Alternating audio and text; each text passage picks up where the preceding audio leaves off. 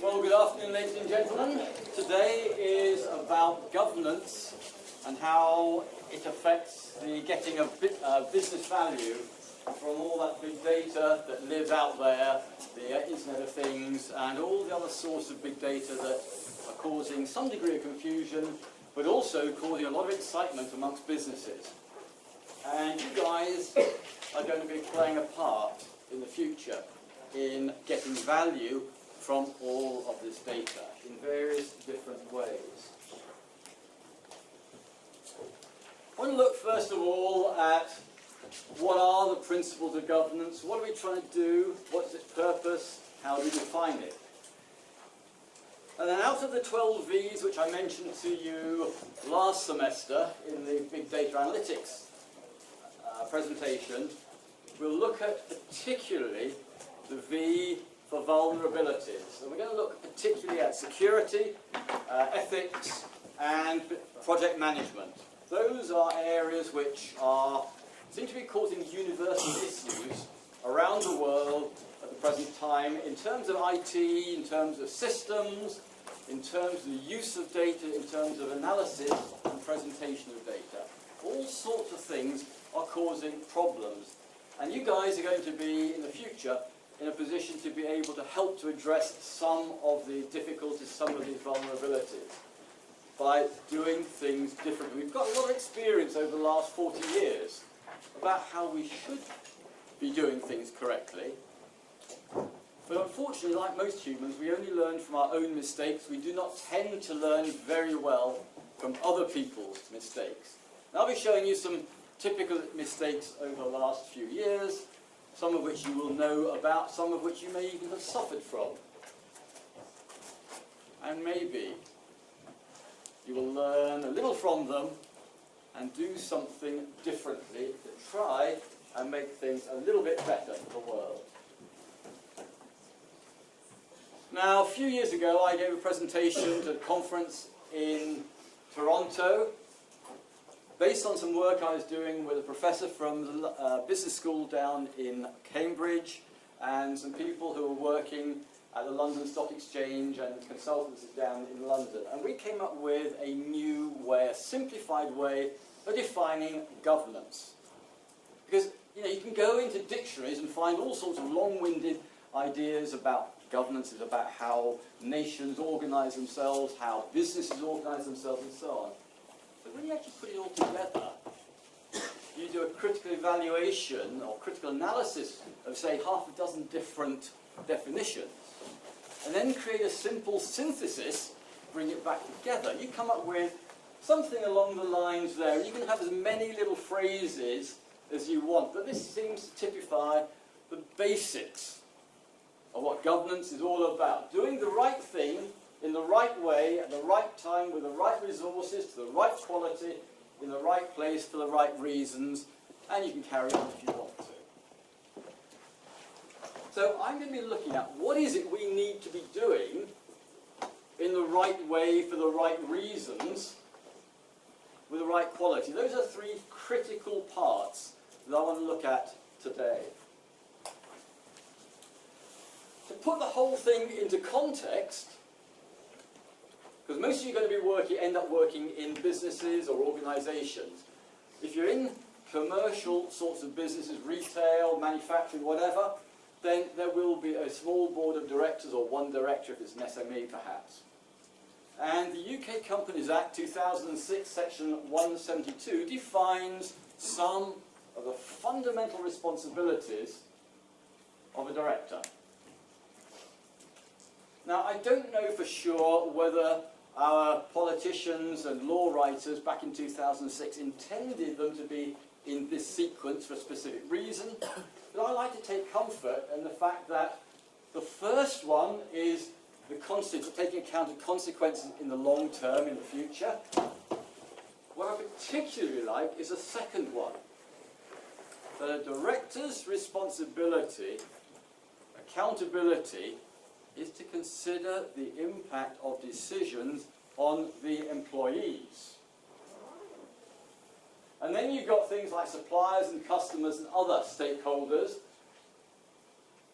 And somewhere kind of down near the bottom end, you sort of end up with some implicit observation about the director's responsibility to their shareholders, the people who own the company. Item B, that one up there, the interest of the company's employees will come out a little bit later on towards the end of the presentation, where there are some very, very interesting things going on at the moment from a governance perspective. So bear those two things in mind. That definition of governance and that set of legal definitions of director's responsibility, which, by the way, are pretty common across certainly the Anglo-speaking world and across most of the Western world, but particularly UK, Canada, USA, and other English-speaking countries, even down into Africa and across into Asia and so on.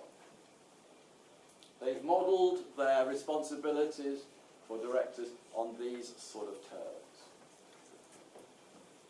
Now, governance then turns into four important factors. Question of ethics, questions of trust, questions about stewardship, about looking after things, and then governance pulls it all together, doing the right thing, the right reasons, and so on. And as I said last term, I'm not here to give you answers, because answers change with context, with circumstances. What is really, really crucial is that you learn how to identify the really important questions. Over my close to 40-odd years in business and here, in the IT world, the questions have hardly changed at all. The answers change weekly, monthly, company to company. But the questions are almost unchanging. So learn to find the questions, guys. They will help you to get a good answer in any circumstance. Yeah, you'll have to do some research, find out the situation, the context. You'll have to find out the new technologies, maybe some of the new laws. That doesn't mean to say you need to become an expert in law, but you do need to know who to go talk to find out what you need to be doing in terms of your legal responsibilities, whether it's the Data Protection Act or a whole range of other sorts of things.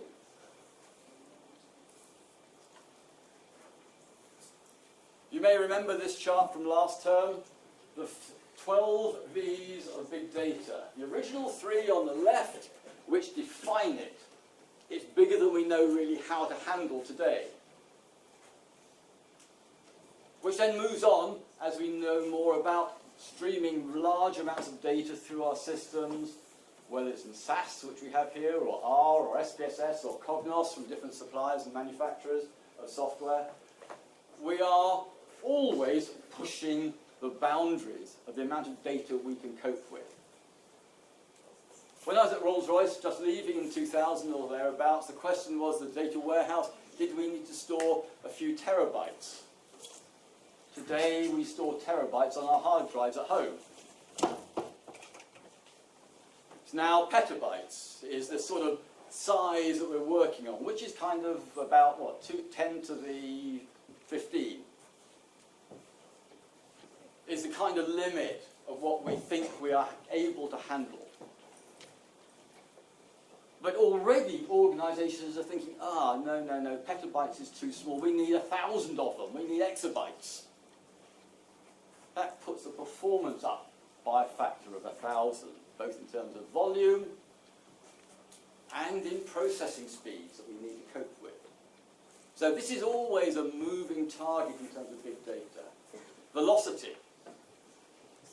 The amount of data being generated every year is growing according to Moore's law. We used to think of Moore's law only in terms of number of transistors on a chip, and the power and performance of chips would come down by a factor of 2 every year. The performance would go up by a factor of 2, every 18 months or 2 years. Data is now growing at that rate as well. And unlike in the past in business, we used to think only in terms of structured data. But Veracity reminds us that there's multiple sources, multiple formats, and an enormous amount of data running around the countryside that is unstructured. All of that social media stuff is pretty much unstructured. Most of the tweets that people tweet don't even obey the normal laws of grammar and syntax and spelling. And yet we as humans understand it, but you trying to do some content analysis, sentiment analysis of tweets, it gets complicated because we are not using the English language or any other language we tweet in according to the normal rules. That makes life even more exciting and difficult. But those are three V's that traditionally define this thing called big data. They also actually pose interesting questions to us, come back to the question side, about how do we handle these volumes, how do we handle the speeds, how do we handle the variety. Do we need to analyse the data in real time? How quickly do we need to analyse it to get valuable insights and answers for our context, for our questions? But when we look at this side, the V's for governance, the 9 V's of governance, variability, value, veracity, validity, volatility, verbosity, vulnerability, verification, visualization, these are not definitional. These are fundamental questions that we need to pose to ourselves, to our various stakeholders, about the data we're trying to use. I'm going to use one or two of these over the next half hour or so to illustrate some of the really interesting questions about governance of this enormous amount of data that's running around. In terms of the big data and the Internet of Things, the IoT as we now are calling it, this thing that in only a few years from now there will be 50 billion connected devices, little sensors. Whether it's your smart devices, or whether it's your Nest controller in your house, or whether it's your central heating controller which chatters over the internet through your Wi-Fi system at home to your phone so you can control the heating system while you're away from it. So it can wake up as you walk up the street. It'll suddenly fire up and start warming the house up. The problem, however, is that all of these sensors, and this is what David Evans was talking to the lecturers, the computing and maths academics only last week, these little sensors are incredibly cheap. It also means that they suffer from reliability at times. We don't necessarily know when they're dead or when they're malfunctioning. How many of you have got cars which have little computers in them that do things? Anybody who recognises you've got a computer in your car? How reliable do you think that is? Do you get an error message which is completely bonkers every now and then? No? You're lucky. John Easton of IBM a few years ago, in 2012, produced a presentation, and in it was this amazing picture that shows what he was saying then, that by about now, 2015, we will not know how accurate something like 80% of the data that we've got access to actually is. He's not saying it's all wrong, but neither is he saying it's all right. And the thing that was interesting for businessmen, senior executives, is this bit, enterprise data, because traditionally we know how we created that data with our enterprise resource planning systems like SAP and Oracle and all the other big combined systems which do everything for an organization. We always think that these produce clean data. Until you want to change from one system to another, and you want to extract all your enterprise data out of your existing legacy system and put it into your new Wizzo environment. And you do a little bit of data cleansing, because you know there might be some errors there that you want to get rid of before you fire up your new beautiful system that you just spent 20 million quid implementing if you're in a big organisation. If if you've had that system for 20, 30 years, you discover that over half of all of that data is dead, unreliable, just downright wrong. People have been using the system to do their job and find that they can't actually do it with the screens and the transactions are there, so they misuse some of these transactions and create new codes to have special meaning, which can't go across into your new system. So, although that looks like about 10, 15, 20%, and you could rely on that, not so at all. All of it is subject to this 80% uncertainty. And that has important consequences in obtaining value for your business. One of the big challenges at the moment in terms of the social media side, Twitter and its equivalents, Facebook and its equivalents, is sentiment analysis. Humans tend to be pretty good, at least while listening to voices, to be able to detect irony, where we say the positive meaning the negative, or vice versa. In pure text, we may be able to detect it if we are following a stream, and we recognise, that person is always saying the opposite of what he really means, or what she really means, so they're being ironic all the time, and then we can take account of that. Much more difficult for computers to do that. So we really don't know sometimes about sentiment analysis, whether people are being positive or negative about what they're saying, whether they're being ironical. Causes a bit of a problem.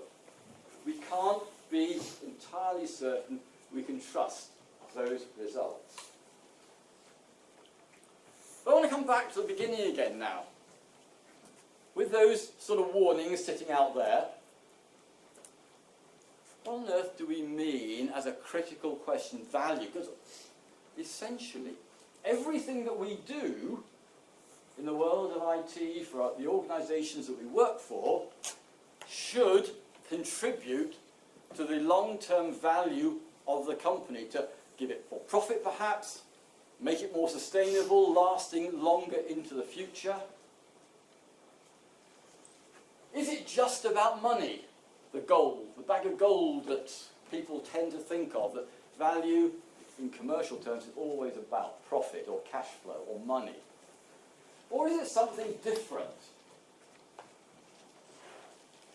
And who is it for? Are we trying to create value for our own company? Or are we trying to create value for our stakeholders, our employees, our shareholders, our supply chain, or our customers? Or for the society? And you'll note if you go back to that Companies Act definition, one of the responsibilities of directors is to the community. So are we providing value more to a community? Can you, if you guys, some of you computer scientists, were to create new lovely apps to go onto iPhones or Android phones, you might want to sell them through the appropriate stores, or you might just think, hey, I'm going to put it out there because it's real cool. And it'll do something fun for people. There, the value, ultimately, is the people who think, hey, this is real cool, I'm going to use it, I like it, it does something fun for me, it does something valuable for me. Yeah, it does something for you as well, it adds value, reputational value perhaps for you. So you need to think about that word value as well. Who for what sort of value?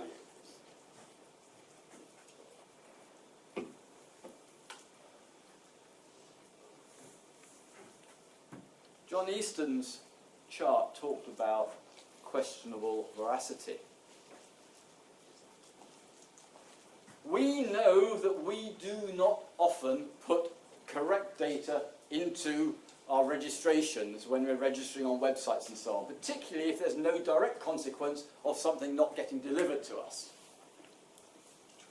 In fact, an awful lot of kids are learning at about 12 or 13 to lie about their age so they can get their Twitter and Facebook accounts.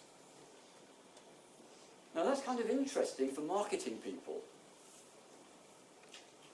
because they rely on big data analytics to go through the data they've got about their registered clients and customers and so on and so forth to try and understand who is associated. Excuse me.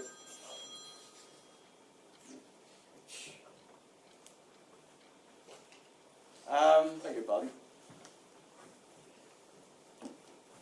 And yet, there they are, trying to find out who we are, where we live, to get all the relevant demographics about our customer base. And yet we know that mostly age is not correct. We know that agenda is probably not correct. We know that postcodes probably won't be correct unless it's there as a registration so I can get something delivered by the postman or Amazon.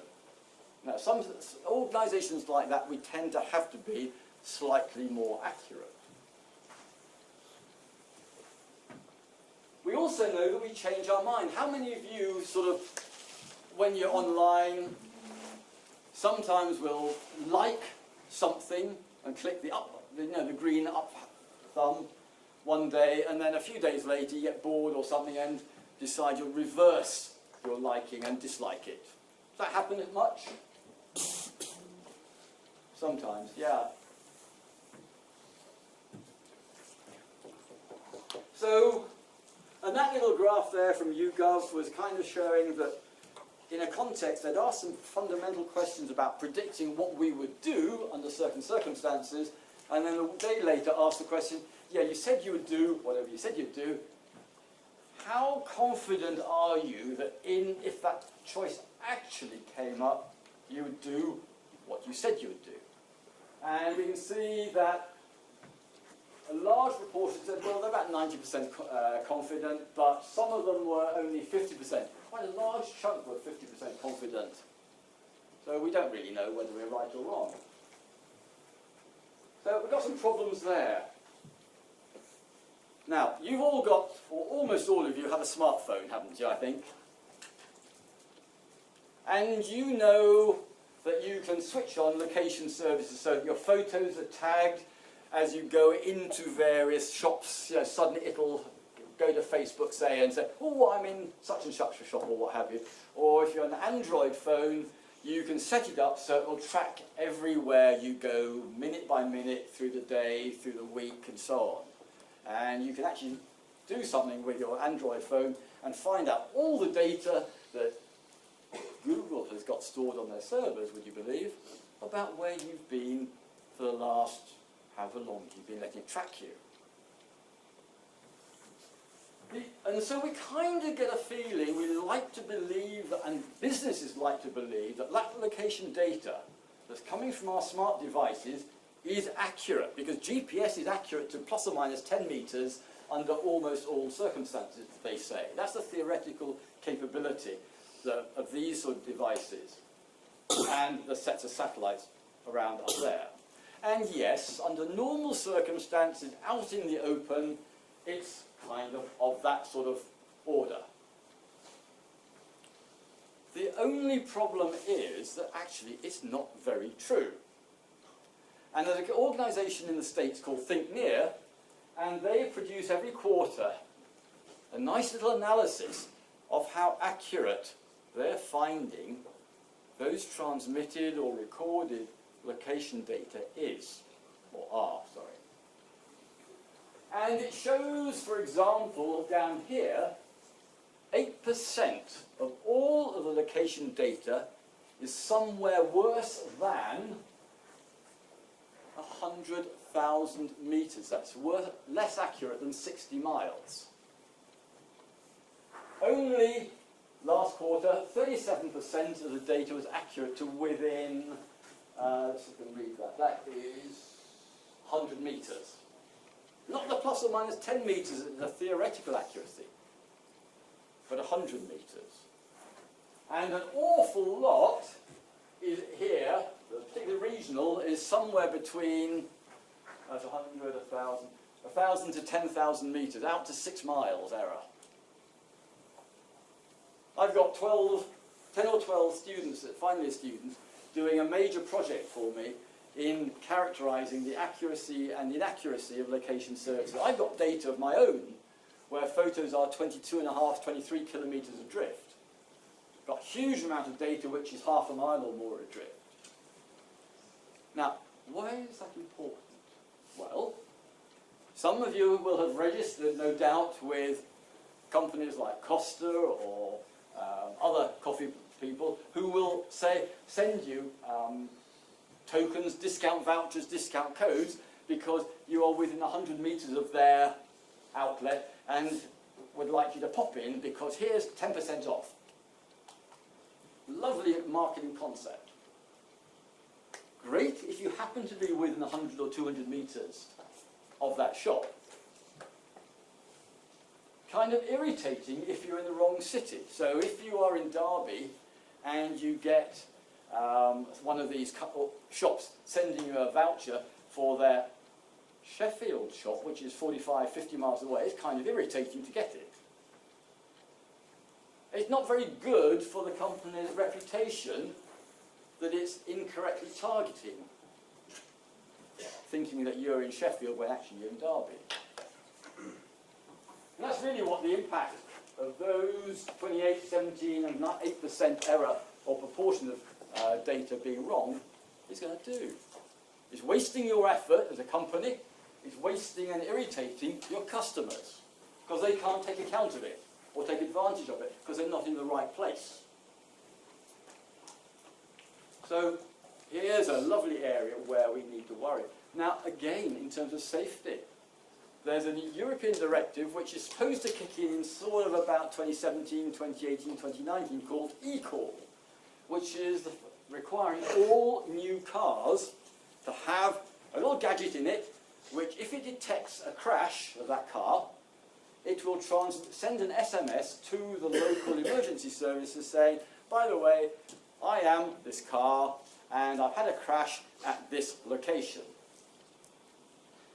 Now Dave and I know of a magical place not far from here. You just go up the A6 towards Matlock and turn left and then right, and you take the Visualisation up to in the direction of Buxton. This is a beautiful road for the motorbikers. They love it. It's got twisty and twirly like this, and they go whizzing up there.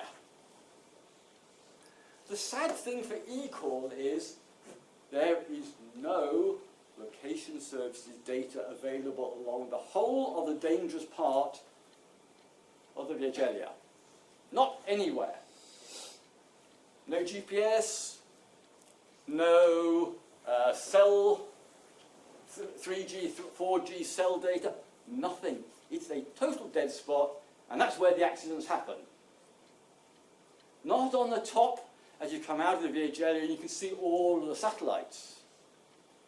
You don't have accidents up there. So it has fundamentally important business and safety critical implications. We cannot trust that at all. Sometimes it's right, sometimes it's wrong. Visualization, I'm going to touch on this one, ethics. I'll show you the two side by side and I'll show you the individual ones later, immediately afterwards, because then you'll be able to understand them better. The point is, as we do more and more number crunching, we use visualization more and more, because humans can extract patterns from pictures far, far more easily than from words and tables of numbers. If you're in business and looking at accounts and management accounts, you're interested in the trend. Is it going up as it should be, or is it going down as it should be? Is it going horizontally as it should be? You don't want to look at tables of numbers because we're not good, by and large, at extracting information from columns of data ourselves. So we're using very, very powerful analytics tools these days. Whether we're using SAS or SAS Visual Analytics or the equivalents and the other big analytics engines.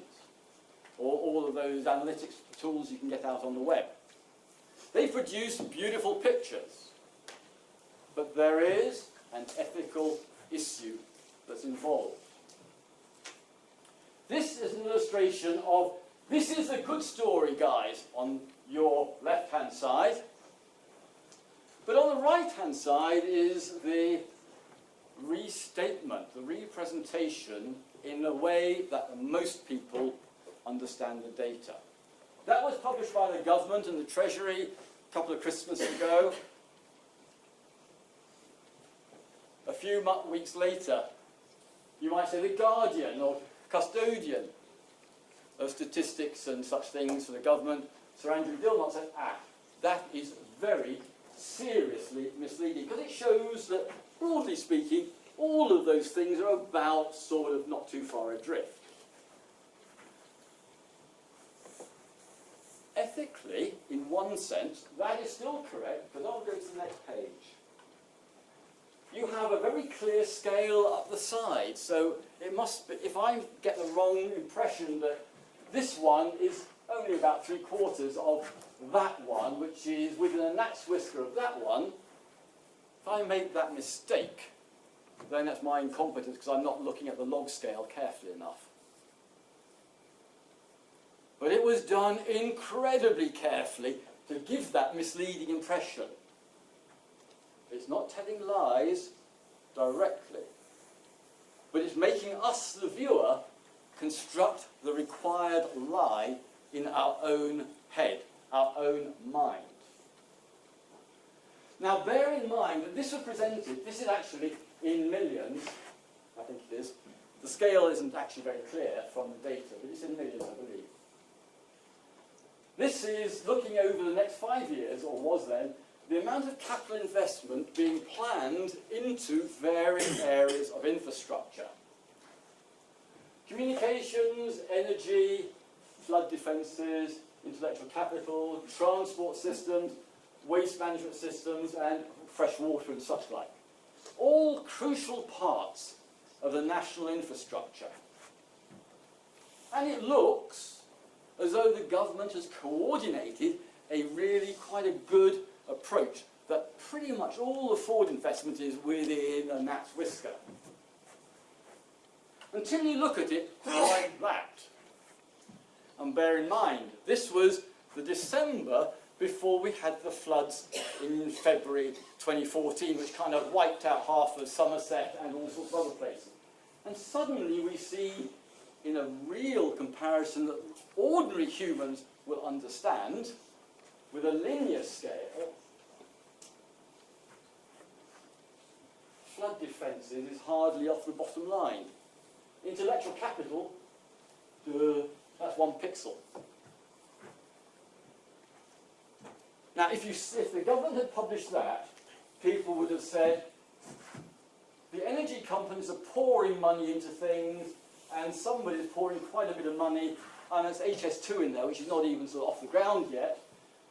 It's not too bad.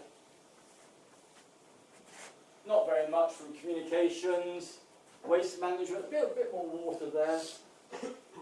Now we see why we had floods. There's no investment. The lie we constructed in our heads is an ethical issue of presenting information. False origins is another classic way of twisting our perceptions. So ethics becomes quite an important issue as we start playing with huge volumes of data and visual analytics. As an analyst, business data analyst, our ethics, as Sir Andrew Dilnot pointed out, is to present the information in a way that does not force me to construct a lie, the required lie, in my head. The last section is going to be the V for vulnerability, which covers trust, ethics, stewardship, and governance. Some of the vulnerabilities are to do with law, the Data Protection Act, and all sorts of other laws that control what we can and can't do in terms of the internet, in terms of data, in terms of information. What I want to through there are 4 critical governance areas. The areas of security, project management, kind of service failures, where there's some very interesting examples of fun and dangerous things going on because people didn't do things the right sort of way. And something called technostress, which I'll introduce to you in a little bit.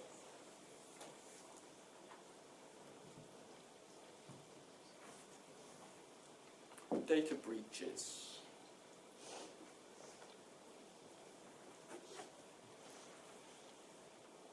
We are seeing more and more and more data breaches year by year. Last year, in the 12 months roughly, around 2014, something around 1 billion sets of personal ID data, credit card data, and so on, were stolen from corporate servers. That's about double the previous year. There's an interesting report by Ponemon, one of the security companies. They publish reports, and this one was published back last year, about April last year, sponsored by IBM. And they came up with a number that says each set of lost or stolen data ultimately has a value of about, cost someone $147. So breaches of security issues has cost the world something like 150 billion last year alone. The world has a gross domestic product of around about $63 trillion. That's $63,000 billion. We spend something like $3 trillion a year worldwide on ICT, information, computing, and communication technologies. So we're already saying, let's round that up a little bit. That's 150 billion. That's 5% of what we actually spend on ICT a year. So you might therefore need to think about, in future, when you justify a project, there must be an on-cost of at least 5% of your expected project lifecycle cost for security breaches. And that's going to grow and grow and grow. Because as the security people keep developing new things,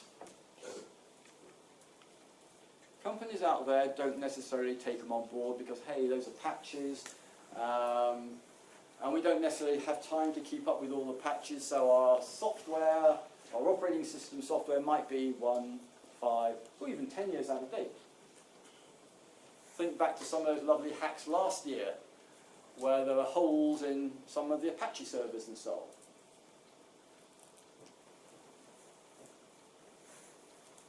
One company had a real problem in December 2013 was the Target company in the USA, a big supermarket chain. It turns out several other organizations got hit by the same exploit, and in about 2 weeks they had something like 70 million sets of ID and credit card details exfiltrated. I think it's about 40 to 50 million sets of credit card details, plus lots of other stuff. That's quite an expensive little exploit. Think about what happened with Sony at Christmas, when all of those emails were exfiltrated. Think about the times when Sony has had problems with their online game servers, and many other organizations have had problems with their online game servers, having all of the data being exfiltrated, credit card details and so on.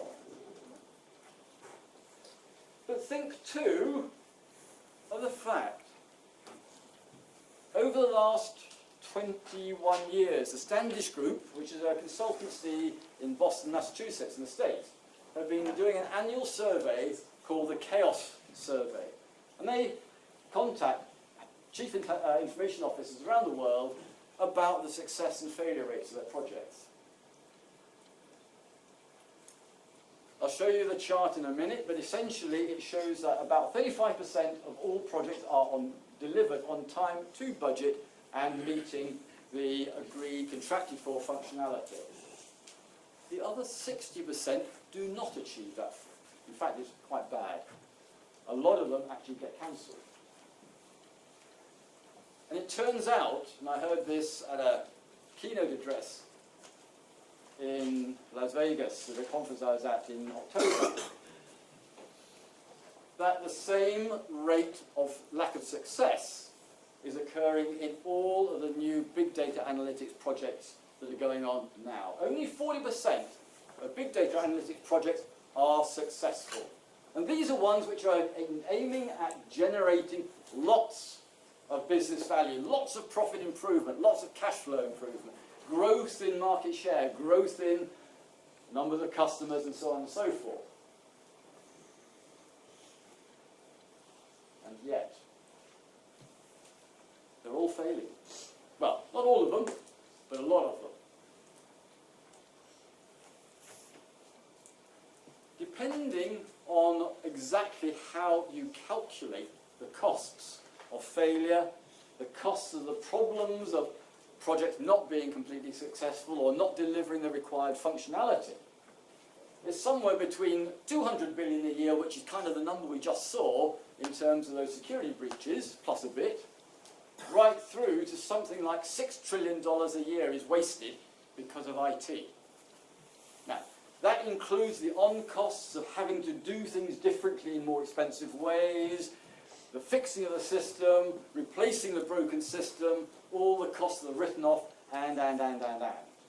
Let's guess it's around about 3 to 4 trillion is probably the middle. But hang on, we're spending $3 trillion a year to try and make life better, try and reduce the number of people we employ, try to get more value for our business. Yet, we are wasting almost all of that money, if not double it. Kind of is an interesting question. What are we doing with IT to be probably the most wasteful industry in the world? How do we change that around to become a net positive contributor? Investing in people could be considered more effective than pouring money down the IT drain. Think on that, guys. Because an awful lot of business is going in the other direction. We don't need to worry about people. Let's do reliable things with reliable software. And yet, is it really reliable? These are some of the questions we need to be thinking about very, very carefully indeed. How many of you got affected by the banking system failures in the UK over the last year and a half, where suddenly the ATMs didn't work?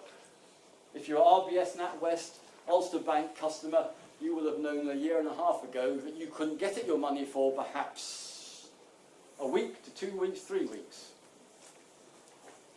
Lloyds have had problems as well, as have all of the banks. They have old infrastructure which is not up to date, and things happen. Whether it's a software upgrade that backfires or goes wrong, whether it's connections fail. If you look at the National Air Traffic Control Services last year, we had a failure. A bit of the system didn't work and closed down. The whole of the UK airspace for, say, about 6 to 8 hours. 5 or 6, 7, 8 years ago, when they introduced it, I can't remember quite when it was, they'd had a system which was incredibly reliable running on mainframes, but they needed to connect this new NAP system and had to modify the mainframe software to talk to these newfangled thingies. It's one of those situations where, in principle, if it ain't broke, don't fix, but they had to. And that introduced a vulnerability and introduced a failure. And that closed the airspace down again for about 12 hours. And then, of course, some of you may remember when Heathrow Terminal 5 was opened up. And lots of luggage didn't get to the right place with the passenger. Which is very reminiscent of what actually happened a few years earlier when Denver International Airport was kind of being built and opened up, and they had huge failures with the baggage handling system. Different problems, different causes, but kind of similar. There were lessons that could have been learned from Denver International which could have helped avoid the problems at Heathrow Terminal 5. We are amazingly bad at learning from what's going on with our various projects. We do not reflect on what has happened. Our waterfall system says at the end of it, 6 months after a project implementation, have a post-implementation review. Unfortunately, they mostly operate on the backside protection. We know it failed, we know it had problems, but I'm not going to admit it because I'll get fired or I'll get demoted or whatever. So we never learned the real lesson. Or else, we daren't tell the story outside our organisation so other companies can learn, because that will upset our share price if we're a commercial organisation. So we don't have any ability to learn the lessons. I doubt we will learn very much from many of the banking system failures. I doubt we will learn much about what went wrong in most of the government IT projects. We'll learn a bit because they actually go through the Public Accounts Committee and that kind of, and National Audit Office, and that kind of gets some of the message out. But most of the commercial failures, we know nothing about the real causes. We cannot learn. So we have a problem there. So, and that brings us very neatly to the close. When you get hold of the charts, you'll find a nice big bibliography, 2 pages of it, which will give you links to some of the reports that I've mentioned. Okay, folks, thanks very much.